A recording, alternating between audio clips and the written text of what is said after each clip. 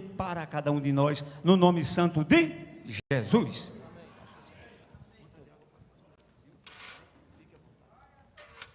Podem assentar, meus amados irmãos.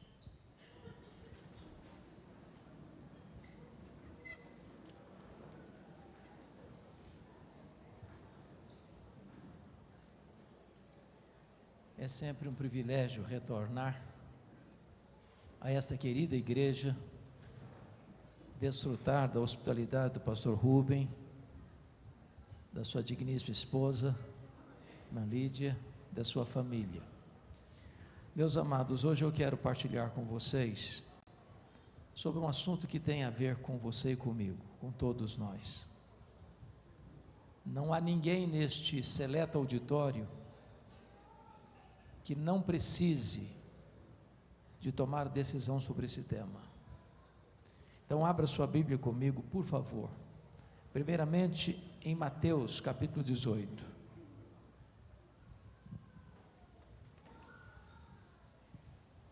Mateus capítulo 18.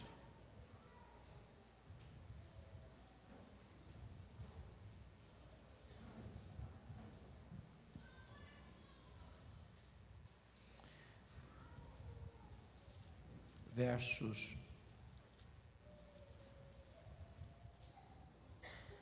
21 e 22. Então Pedro, aproximando-se, lhe perguntou: Senhor, até quantas vezes meu irmão pecará contra mim que eu lhe perdoe? Até 7 vezes? Respondeu-lhe Jesus: não te digo que até 7 vezes, mas até 70 vezes 7. Segundo texto, Lucas 17, versos 3 a 5.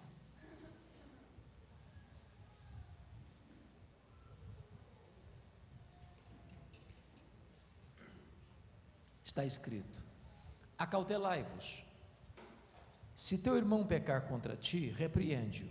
Se ele se arrepender, perdoa-lhe. Se por 7 vezes no dia pecar contra ti, e 7 vezes vier ter contigo dizendo: estou arrependido, perdoa-lhe.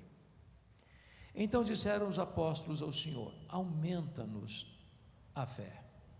Finalmente o texto de Colossenses, capítulo 3, verso 13. Abra comigo, por favor. Colossenses capítulo 3, verso 13. Está escrito: suportai-vos uns aos outros, perdoai-vos mutuamente, caso alguém tenha motivo de queixa contra outrem. Assim como o Senhor vos perdoou, assim também perdoai vós. Eu quero falar sobre perdão. E eu estou convencido de que todos nós precisamos deste assunto, porque nós não viemos de uma família perfeita. Nós não somos uma pessoa perfeita. Nós não nos casamos com uma pessoa perfeita. Nós não temos filhos perfeitos. Nós não frequentamos uma igreja perfeita. Mas hoje ou mais amanhã, nós vamos ter motivo de queixas, uns contra os outros. Mas hoje ou mais amanhã, nós vamos nos frustrar com alguém.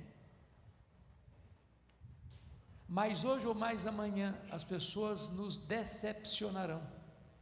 E nós vamos decepcionar as pessoas.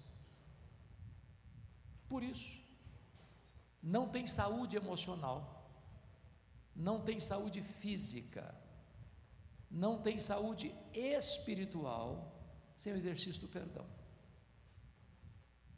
Quem não perdoa não tem paz. Eu quero então afirmar para vocês que é muito fácil, eu até admito isso, pastor Rubem, muito fácil pregar um sermão sobre perdão. Não é fácil, entretanto, perdoar alguém que nos machuca. O perdão não é natural. O perdão é uma obra da graça de Deus no nosso coração. A nossa natureza não clama por perdão, ao contrário. A nossa natureza clama por pé, mão por mão, queimadura por queimadura. A nossa natureza clama por retaliação. Porém, não há cristianismo sem perdão. Porque todos vocês que vieram aqui nesta noite, se são de fato cristãos, se já nasceram de novo, já foram regenerados, todos vocês já foram perdoados. Ninguém entra no céu sem ser perdoado. E ninguém entrará no céu sem perdoar. Então, este é um assunto que tem a ver com você e comigo. Eu quero aqui olhar esse texto na perspectiva dos 3 textos que lemos. E a primeira pergunta que eu quero fazer é esta: por que perdoar? É o texto de Colossenses 3. Por que eu preciso perdoar? E a primeira razão por que eu preciso perdoar é porque eu já fui perdoado. E se eu já fui perdoado é porque recebi de Deus um novo coração. Portanto, eu tenho uma nova natureza, uma nova mente. Portanto, faz parte da natureza de um crente perdoar. Se você encontrar uma pessoa que diz: eu sou crente, mas eu não perdoo. Eu sou crente, mas aquele fulano passou dos limites. Eu não perdoo. Jesus nos ensinou a orar assim: Pai, perdoa-nos as nossas dívidas, assim como nós perdoamos aos nossos devedores. Se eu não perdoo, eu estou clamando por juízo e não por perdão sobre a minha vida. Se você tem um novo coração, você é um crente que perdoa. Mas mais, nós precisamos perdoar porque temos motivos de queixas uns contra os outros. Quem nunca falhou? Quem nunca errou? Quem nunca proferiu uma palavra mal proferida, que acabou machucando alguém? Quem nunca aqui saiu do ponto, perdeu o equilíbrio, destemperou-se, irritou por demais, agrediu alguém com um silêncio, com um semblante pesado, com palavras pesadíssimas? Quem nunca fez isso? Portanto, o fato de nós sermos crentes não nos isenta, não é desculpa, mas não nos isenta de cometermos erros. Por exemplo, quem de nós duvida que Paulo e Barnabé eram santos homens de Deus? Houve um momento na vida deles que houve tal desavença entre eles, que não puderam caminhar juntos mais. Quer dizer para você que os líderes religiosos também pecam, também erram. Você que é crente há tantos anos também erra. Portanto, se entre os maiores expoentes da fé cristã chegou o ponto de haver desavença, quanto mais você e eu, sujeitos a machucar alguém, a ferir alguém, a decepcionar alguém. Por isso temos que perdoar. Mas você e eu precisamos perdoar em terceiro lugar, porque nós já fomos muito perdoados. Muito perdoados. E a Bíblia, quando fala do perdão de Deus por você e por mim, ela usa algumas expressões. Por exemplo, Deus desfaz os nossos pecados como a névoa. Quem já dirigiu aqui pelas estradas brasileiras, que não são tão boas assim, em boa parte do Brasil, e às vezes um nevoeiro denso, muita densidade do nevoeiro, e você entrou até em pânico, porque não enxergava a estrada direito. Mas de repente vem a luz do sol e bate, e aquele nevoeiro se dissipa, acaba, tudo fica claro. A Bíblia diz que Deus faz com os seus pecados do mesmo jeito, Ele desfaz o seu pecado. A Bíblia diz que Deus lança os seus pecados para trás das costas dele, para dizer, ficou para trás, não estou contabilizando mais. A Bíblia diz que Deus perdoa os nossos pecados e deles não mais se lembra. E aqui a ideia não é de Deus ter amnésia. Deus não tem amnésia, Deus não tem perda de memória. Ele sabe tudo, Ele conhece tudo, Ele vê tudo, Ele sonda todos.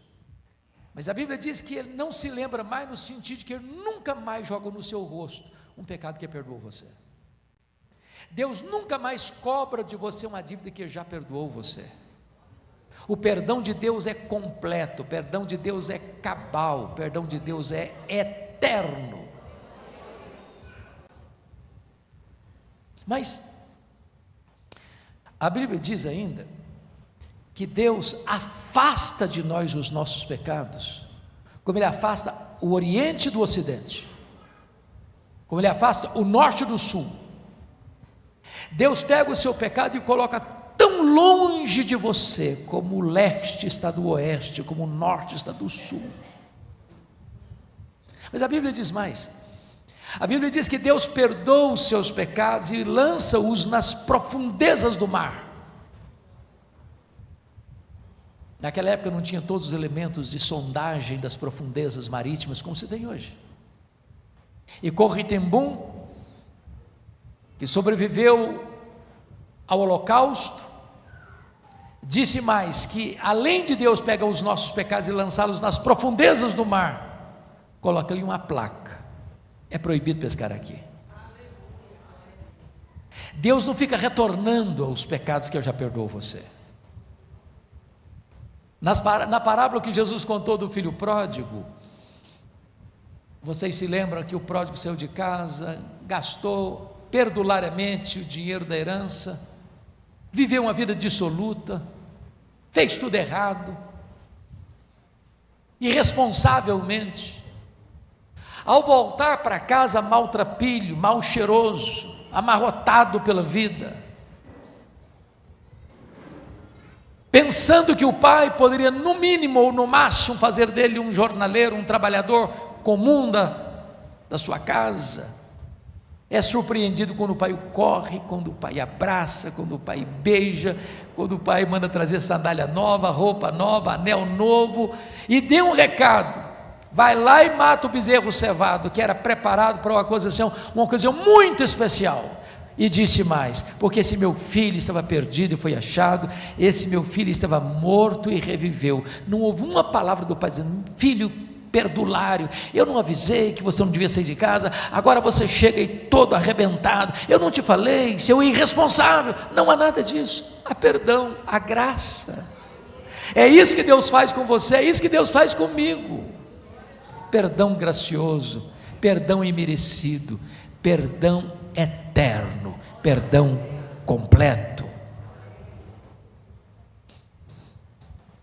Mas me permita uma pergunta: você tem ideia qual é o tamanho da sua dívida com Deus? A Bíblia trata pecado como dívida. Quanto você deve? Quanto você deve?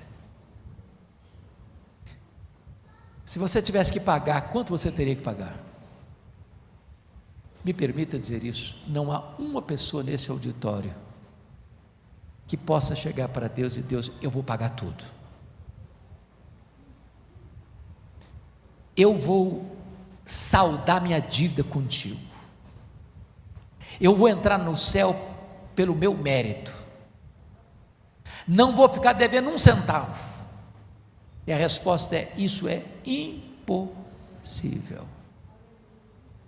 E Jesus ilustrou isso de uma maneira tão bonita na chamada parábola do credor incompassivo, quando narrou que um rei acertava conta com seus súditos e encontra um que lhe devia 10.000 talentos. E esse homem, não tendo como pagar a dívida, clamou por misericórdia, e o rei perdoa a ele a dívida de 10.000 talentos. Lá na frente, aquele homem perdoado encontra alguém que lhe deve 100 denários. Também não tendo com que pagar, o homem pediu paciência. Ele disse: não, comigo não é assim não. Eu não tenho paciência não. Paga o que você me deve, senão eu boto você na cadeia. O rei ficou sabendo da história, chamou o cidadão e disse: servo malvado, eu perdoei a você 10.000 talentos, você não conseguiu perdoar o seu conservo 100 denários?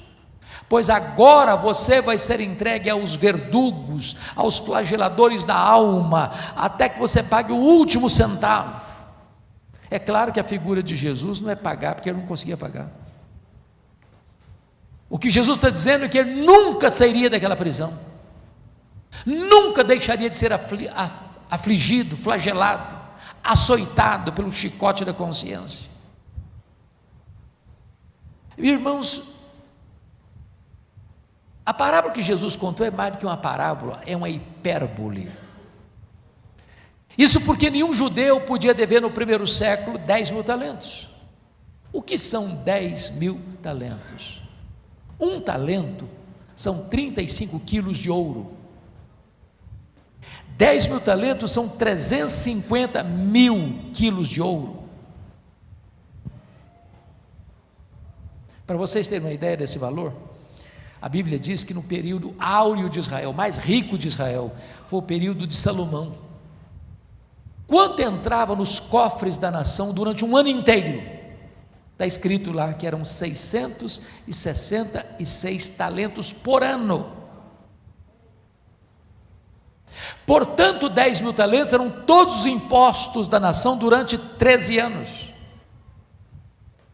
Na época, o salário do trabalhador era 1 denário por dia. Para um cidadão juntar 10.000 talentos ganhando 1 denário por dia, ele teria que trabalhar 150.000 anos. Ora, essa dívida é impagável. E Jesus contou esta parábola com uma cifra tão astronômica, exatamente para nos mostrar que a nossa dívida com Deus é impagável. Porém, Deus nos-la perdoou completamente, cabalmente, totalmente.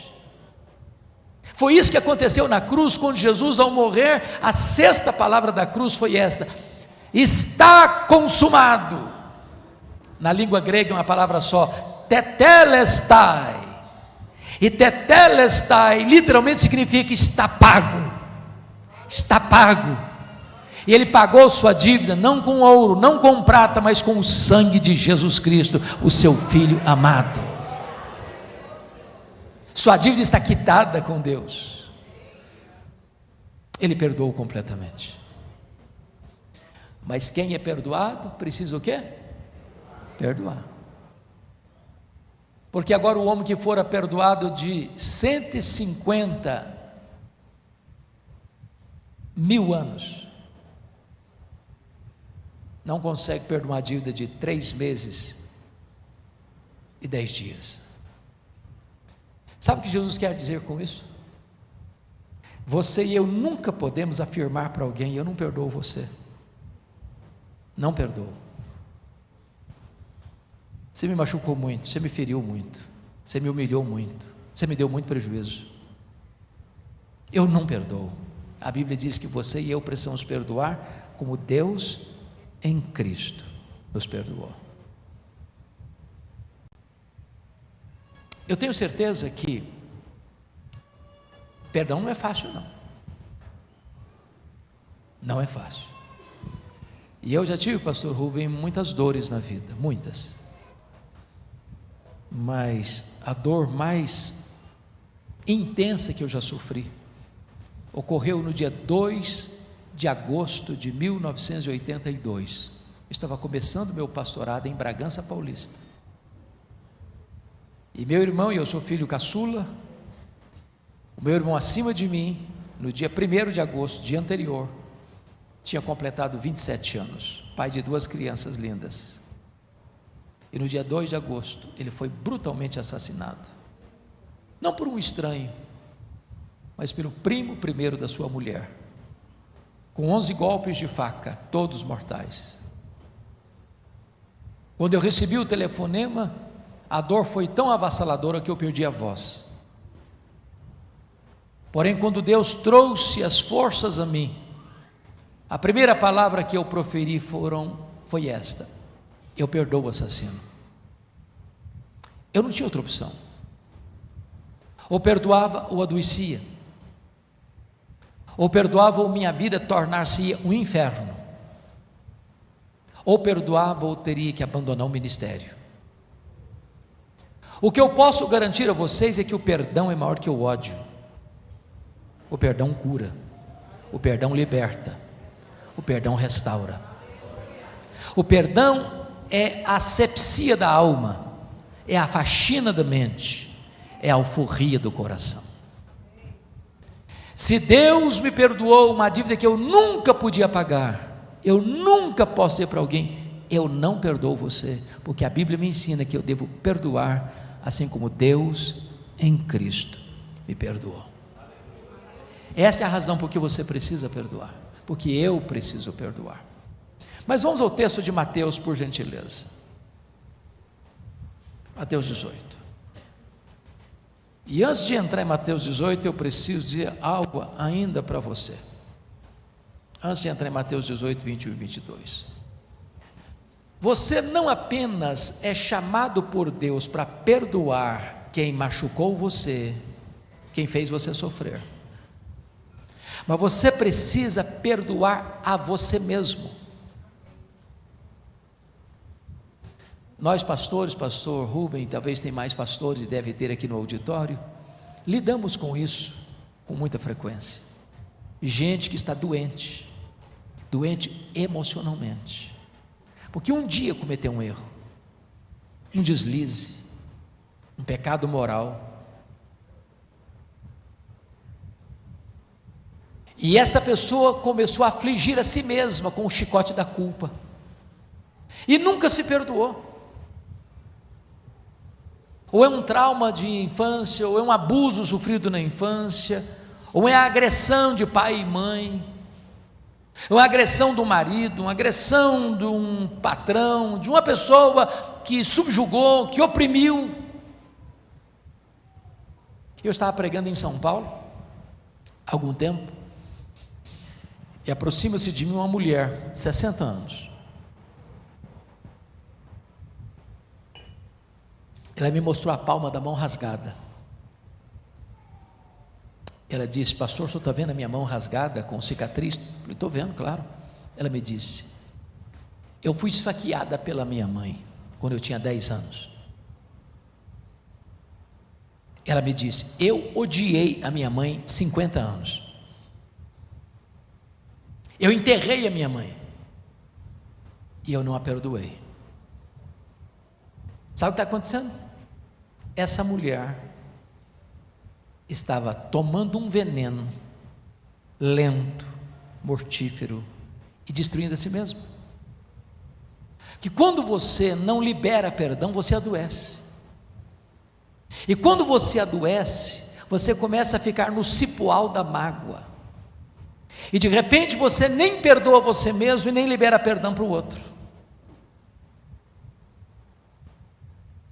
Estava num congresso de médicos lá no interior de Minas, e uma enfermeira muito sorridente nos atendia, e depois de uma palestra que eu ministrei, ela me procurou e disse: o senhor está vendo esse sorriso bonito que eu tenho? Eu falei: mas é claro que eu estou vendo. Ela me disse: esse sorriso é uma mentira, porque por trás desse sorriso eu escondo uma alma doente, ferida, machucada. Tem muita gente que não se perdoa. Helenivação, talvez a maior expressão que nós temos no Brasil de capelania hospitalar, mais de 40 anos de trabalho extraordinário, com tantas histórias de pacientes sofridos na vida. Conta num dos seus livros a história de Doralice. Doralice, por causa das suas angústias de não perdoar a si mesma, tomou uma decisão de tirar a vida, bebeu soda cáustica, destruiu seus órgãos internos. Correram com ela para um hospital, e um dos mais afamados cirurgiões de São Paulo dedicou sua vida a restaurar os órgãos internos de Doralice. Meses e meses, mais de uma dezena de cirurgias reparatórias, depois de tanto empenho e tanto esforço, sentindo como que laureado por um prêmio grande, dá alta para a Doralice, e a Doralice volta para casa. Uma semana depois, quando esse médico estava para fazer uma viagem para uma conferência internacional de medicina, o telefone toca no seu escritório. Era da casa de Doralice, e a informação era essa: Doralice acabou de cometer suicídio. Ele cancela a viagem, vai para aquela casa, debruça sobre o caixão da Doralice, com lágrimas pingando no corpo gelado daquela moça. Ele disse: Doralice, me perdoe, me perdoe. Eu curei as feridas do seu corpo, mas eu não lancetei as feridas da sua alma. Há muita gente com a alma ferida, porque nunca liberou perdão para si mesmo. Certa feita fui convidado a visitar uma senhora de 80 anos, seu filho mais velho, amigo meu, me disse assim: mamãe tem 80 anos, eu sou o filho mais velho, eu nunca vi minha mãe feliz, nunca. Minha mãe não sorria, minha mãe tem uma tristeza crônica, já levamos para médico, para psicólogo, para psiquiatra, já fez todo tipo de exame, ninguém detectou nada. O senhor podia ir lá conversar com ela? Eu falei: eu vou. Eu chego naquela casa e vejo aquela senhora de semblante distante, abatido, sentado num sofá, olhando para o infinito. Comecei a conversar com ela e, por graça divina, ela disse para a família: eu quero ficar sozinha com o pastor. Quando eu fiquei só com ela, ela olhou nos meus olhos e me disse assim: pastor Hernandes, eu sofro há 60 anos. E eu disse: o que houve? Ela me disse: eu traí meu noivo, ele nunca ficou sabendo. Me casei com ele, já sou viúva há muitos anos, mas aquele pecado que eu cometi está tão vivo na minha memória como se eu tivesse cometido hoje de manhã. Eu não tenho paz, eu vivo num cárcere emocional. Todos os dias eu sou açoitada pelo chicote da culpa. Eu não me perdoo. Eu glorifico a Deus porque naquele dia eu preguei o evangelho para aquela senhora. Ela recebeu a Jesus como seu Salvador e perdoou a si mesma e recebeu o pleno perdão de Deus e viveu o resto dos seus dias feliz. Em nome de Jesus, tome posse do perdão de Deus. Saia desse cárcere, saia desse pelourinho, do açoite cruel, da culpa que assola a sua alma. Hoje você pode sair daqui livre, perdoado, restaurado por Deus. Então, vamos ao texto de Mateus 18, 24, 21 e 22, que agora a pergunta não é por que perdoar, mas até quando perdoar. E a pergunta de Pedro é muito curiosa, porque ele se aproxima de Jesus e pergunta: Senhor, até quantas vezes meu irmão pecará contra mim que eu lhe perdoe? Não, ele não está falando de coisa vaga, ele está falando de uma relação pessoal. Alguém peca, meu irmão peca contra mim, não é contra o outro, contra mim. Até quanto, Senhor, eu devo perdoar? Até 7 vezes. E veja você que 7 é um número emblemático na Bíblia, é um número completo. Eu acho que o Pedro está dizendo é o seguinte: Senhor, eu devo perdoar plenamente, até 7 vezes, até aguardando o elogio de Jesus. Pedro, você é um homem crente mesmo, viu? Você é batuta, cara. Aí Jesus desconcerta o Pedro, diz: não, Pedro, não é até 7 vezes, é até 70 vezes 7. Desculpe de falar isso, Pedro acho que não fez comum, para saber rápido assim quanto é 70 vezes 7. O que Jesus quis dizer com isso? Até quando você vai perdoar? 70 vezes 7 não é apenas 490 vezes não, 70 vezes 7 é um perdão ilimitado. Me permita perguntar, quantas vezes você já pecou contra Deus? Quantas vezes? Já passou de 490 vezes? Já? Dá para você contabilizar quantas vezes você pecou contra Deus? E o que você faz quando você peca? Senhor, me perdoe. Senhor, tem misericórdia de mim. Senhor, perdoa-me, Senhor. E o que você espera de Deus? É que Ele perdoe você. É que Ele perdoe você. É que Ele perdoe você. É que Ele perdoe você. É que Ele perdoe você. Você já imaginou se Deus falasse assim para mim: olha, Hernandes, você pode pecar até 490 vezes. Se você pecar 491, está arriscado o meu mapa. Estava perdido.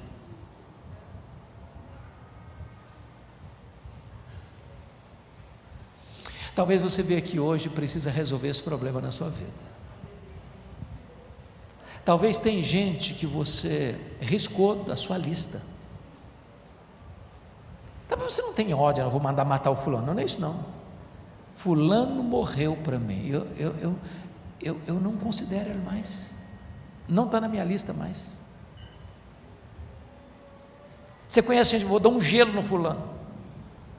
Dá um gelo. Não falo mais com você. É indiferente. Se Deus tratasse você assim, como é que seria a sua vida? Até quantas vezes, Senhor? Até quando eu vou perdoar? Até 7 vezes? Não, Pedro, até 70 vezes 7. Tem gente, eu perdoo, mas agora você para lá e eu para cá. Nunca mais quero me relacionar com você. E se Deus fizesse isso? E se Deus fizesse isso com você e comigo? O que seria? Quer ver uma coisa? De forma prática. Certa feita alguém chegou para Jesus e perguntou assim, pergunta de algibeira: o senhor, fala aí, é lícito ao marido repudiar sua mulher por qualquer motivo? Aí Jesus respondeu assim: não tendes lido que o Criador desde o princípio os fez homem e mulher, por isso disse: deixa o homem seu pai e sua mãe, se une a sua mulher, tornando-se os dois uma só carne, e o que Deus uniu não separe o homem. Em outras palavras, vocês não conhecem a Bíblia? Vamos voltar para a Bíblia, vamos ver o que a Bíblia diz. Aí eles tornaram a perguntar: mas então por que Moisés mandou dar carta de divórcio e repudiar? Aí Jesus respondeu assim: não, vocês não entenderam Moisés. Moisés nunca mandou divorciar. Casamento é uma instituição divina, divórcio não é uma instituição divina, é uma instituição humana. Agora, sabe por que Moisés permitiu? Não mandou não, permitiu, porque há uma diferença entre mandar e permitir.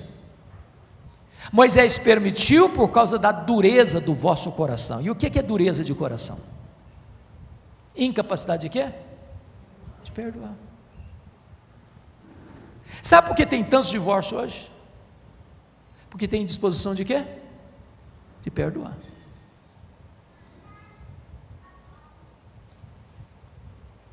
Deixa eu fazer uma perguntinha. Existe algum casamento aqui sem qualquer nesga de erro?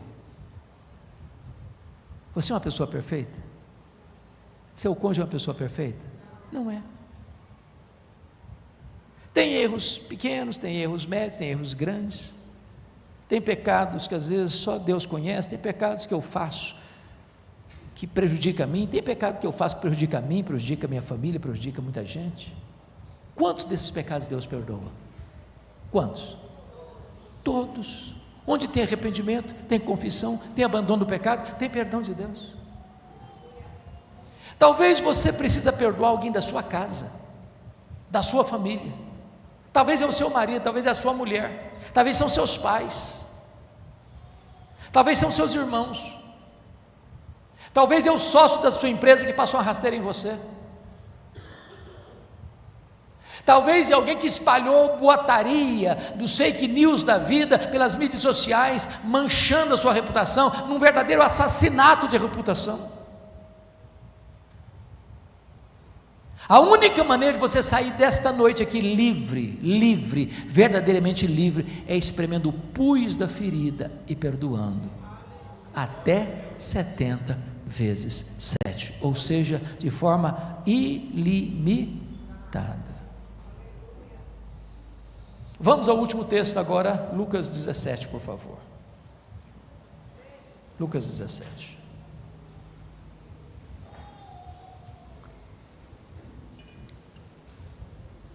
Agora a pergunta não é por que perdoar, agora a pergunta não é até quanto perdoar, agora a pergunta é como perdoar.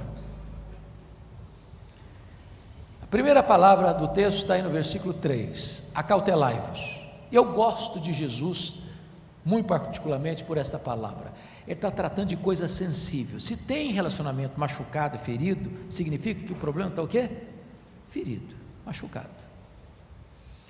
Paulo diz assim lá em Gálatas: meus irmãos, se alguém for surpreendido em alguma falta, vós que sois espirituais, corrigi-o, de que maneira? Com espírito de brandura. A palavra corrigir aí não é dar um sermão não é uma bronca não, a palavra corrigir aí vem de uma palavra médica, da medicina, para o ortopedista que vai lidar com alguém com um braço quebrado, ele precisa ter tato, jeito, está machucado, dói. Então a primeira coisa que você tem que ter no trato da questão do perdão é cautela, acautelai-vos, para você não usar uma marreta de 5 quilos para pregar uma taxinha, para você não usar uma força desmesurada para resolver um problema pequeno, porque tem gente que na hora de resolver a questão de perdão, ele agrava mais o problema ainda. Olha, eu vou te perdoar, porque eu sou uma pessoa muito crente, muito espiritual, cheio do Espírito Santo, quase celestial, e você é um miserável pecador, então eu tomei a decisão de perdoar você. Pronto, estragou tudo. Acautelai-vos. 2 exemplos. Quando aquela mulher foi apanhada em flagrante adultério, e os seus acusadores estão dizendo: olha, a lei manda apedrejar, o senhor fala o que sobre esse assunto? E aí Jesus não respondeu nada, baixou a cabeça e começou a escrever na terra. E ele disse: mas o senhor não vai falar nada? A lei manda apedrejar, o senhor vai falar o quê? Jesus se levantou e disse: quem tiver sem pecado, atire a primeira pedra. E eles foram saindo, um por um, a partir do mais velho. E Jesus perguntou para a mulher: mulher, onde estão os teus acusadores? Eles não te condenaram? Eu também não te condeno, vai e não peques mais. O que Jesus está te ensinando aqui? Não se esmaga a cana quebrada, não se apaga a torcida que fumega, não tripudie sobre alguém que já está machucado pela vida. Nós não somos um exército que mata os seus feridos. A igreja não é uma comunidade de culpa, de acusação. A igreja é uma comunidade terapêutica, de cura. Se alguém cai, não é para massacrar a pessoa. Se alguém cai, é para estender o braço e levantá-la. Dizer: estamos aqui, somos família. Família não deixa para trás, família não abandona. Estamos juntos, queremos ver você recuperado. Acautelai-vos. Segundo exemplo, Pedro negou Jesus. Como é que Jesus vai recuperar o Pedro? Pedrão, você é covarde, hein, cara? Eu não te avisei, Pedro, você é um fracasso, cara. Não, nada disso. Pedro, tu me amas, Pedro, tu me amas. Em nome de Jesus, ao abordar alguém que machucou você, cautela, para não agravar mais o problema. Aí Jesus vai para o segundo passo e diz assim: se teu irmão pecar contra ti, repreende-o, O que Jesus está querendo dizer aqui? Primeiro, repreender não é dar sermão, viu, gente? Repreender é chamar para perto, cuidar. O que Jesus está querendo dizer aqui é que o tempo não cura ferida. Você conhece aquela expressão brasileira, o tempo é o senhor da razão? O tempo resolve tudo. Bota debaixo do tapete, com o tempo passa, essa mágoa vai embora. Tempo não cura ferida, não sabia? 2 exemplos.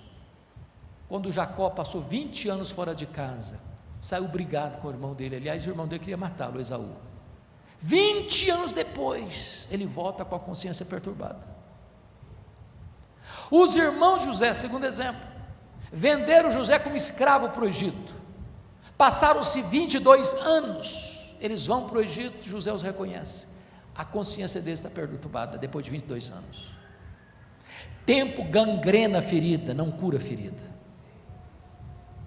Se o teu irmão pecar contra ti, não fique em silêncio, não guarde mágoa, não beba veneno pensando que outro é quem vai morrer, não destrua você mesmo com autofagia. Se alguém pecar contra você, vai a ele, mas não vai ao próximo não espalha boato não, porque às vezes a gente faz isso, o fulano tal me machucou, o fulano tal fez mal contra mim, espalha para todo mundo que o fulano fez mal para ele, menos ir no fulano e repreendê-lo. Vai lá, confronte o assunto, trata do assunto, sem espalhar para todo mundo. Irmãos, a internet é uma bênção, eu amo as mídias sociais, eu uso as mídias sociais, mas é um desastre,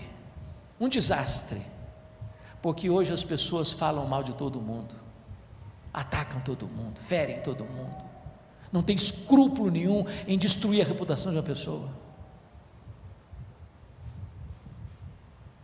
Agora olha o texto. Se ele se arrepender, perdoa-lhe. Então me permita dizer isso a você. O amor de Deus por você é incondicional. Não há nada que você possa fazer para Deus amar você mais, não há nada que você possa fazer para Deus amar você menos. Deus ama você com amor eterno. Agora, o perdão de Deus não é incondicional. O amor é, o perdão não. A quem Deus perdoa? A quem? A quem? Se arrepende. Não há perdão para quem não se arrepende. Então Jesus está dizendo assim: se o teu irmão vier a ti arrependido, perdoa-lhe. Agora, por favor, o versículo 4 é algo que humanamente é incompreensível. Está escrito assim: se por 7 vezes no dia pecar contra ti, e 7 vezes vier ter contigo dizendo estou arrependido, perdoa-lhe. Você e eu nunca vimos isso. Eu nunca vi alguém machucar uma pessoa de manhãzinha e falar, me perdoa, eu errei. 2 horas depois ele fere de novo e volta, desculpa, eu errei.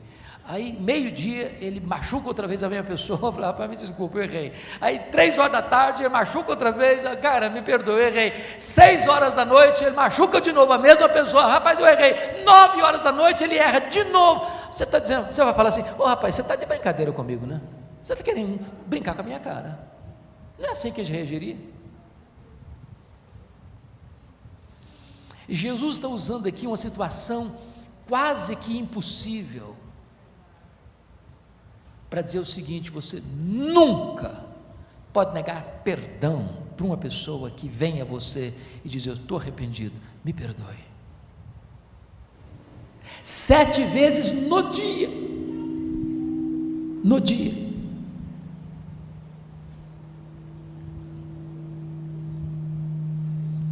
mas deixa eu ilustrar isso para partir para o encerramento. Acho que todos vocês já ouviram falar de Corrie ten Boom. Corrie ten Boom pertencia a uma família na Holanda, e a família dela, no período da Segunda Guerra Mundial, melhorou um pouquinho. Na Segunda Guerra Mundial, a família dela foi acusada de um grave crime, porque o pai dela, a família dela, abriu um espaço na casa deles para esconder judeus que estavam sendo perseguidos e mortos. Por isso, refúgio secreto. A casa dela era um refúgio secreto. A família dela foi apanhada, jogada num campo de concentração. O pai morreu, a irmã Betsy morreu, mas ela sobreviveu, Corrie ten Boom. E ela passou a pregar mundo afora, mormente na Alemanha, contando as experiências da sobrevivência, experiências incríveis.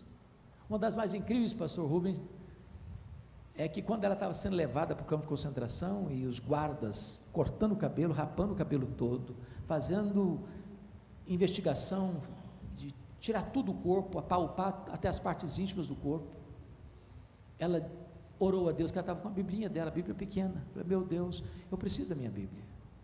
E ela está na fila, e ela fez uma oração: Deus, que os teus anjos acampem ao meu redor agora, para que eles não vejam a minha Bíblia. Lá pelas tantas ela pensou, mas anjos são espíritos invisíveis, Senhor, eu preciso de um anjo visível, para me proteger aqui, para eu levar minha Bíblia. E ela disse que a pessoa que estava na frente dela foi examinada, a pessoa que estava atrás dela foi examinada, e ela passou como se fosse invisível, e levou sua Bíblia. Mas ela saiu da prisão, um dia está pregando na Alemanha, e o guarda da prisão, aquele que mais fustigava, batia, cruelmente, inclusive matando a sua irmã Betsy, já tão fraquinha, está lá no auditório, e ela o reconhece, e o cara reconheceu ela também. O cara se tornou crente, se converteu, e está lá escutando Corrie ten Boom.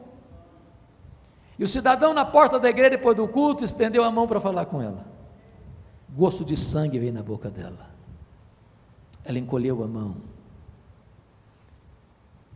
e o Espírito Santo disse a ela: pois está na hora de você ficar livre dessa mágoa.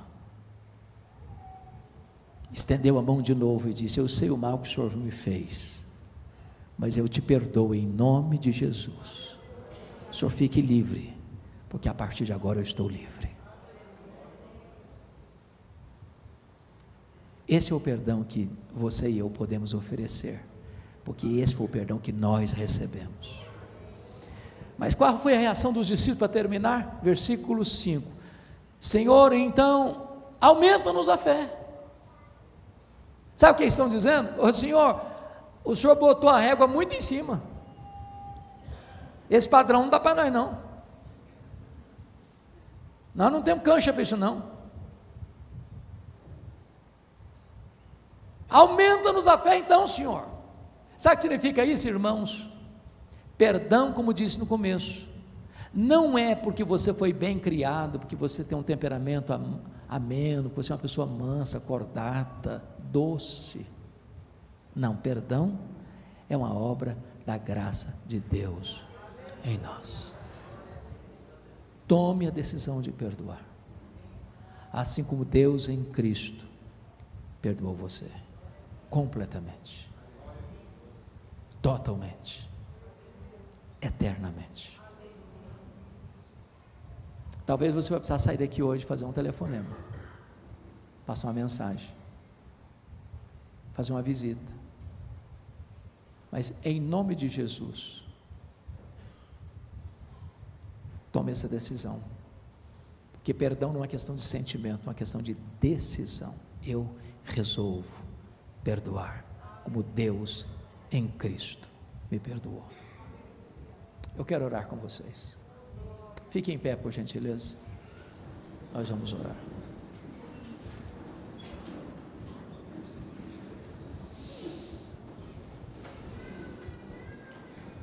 Tem algum pecador aqui hoje? Ou só eu que sou pecador? Tem alguém que já foi perdoado aqui nessa noite? Louvado seja Deus. É hora agora de você exercer perdão. Senhor, eu quero te agradecer, porque nesta noite tu reúnes aqui o teu povo,